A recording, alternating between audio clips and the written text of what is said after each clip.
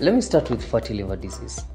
Guys, whenever we consume foods that are high in fat or high in simple sugars or calories, have excess calories, all that calories, all that fat, all that sugar is converted to fat that ends up surrounding the liver.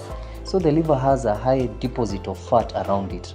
This affects its function.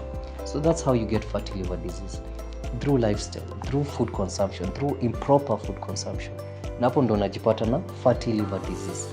So how do you ensure you don't get fatty liver disease? Consume whole natural foods as much as possible. The more processed the food, the higher your chance of developing fatty liver disease. So hepatitis, unfortunately, it can and sometimes it cannot be avoided. We get hepatitis through contamination, either through the foods that we consume or through contact with certain fluids, bodily fluids. So example is hepatitis B and hepatitis C.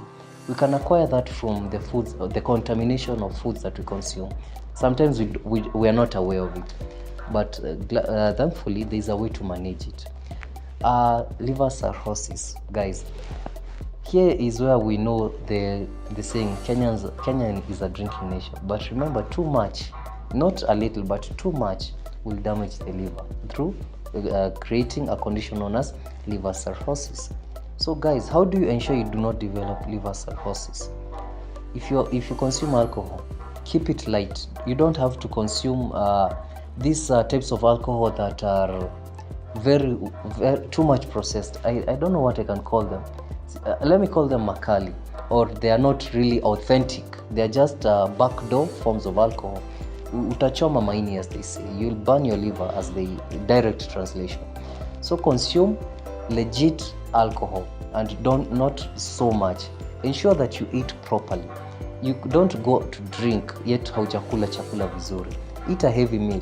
You've heard people saying kula ugali na nyama before you go drinking. There's a reason for that, to ensure that the alcohol does not damage your body as much as possible.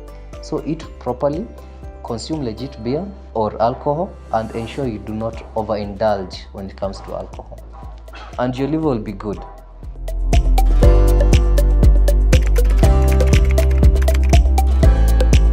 Mega, we care.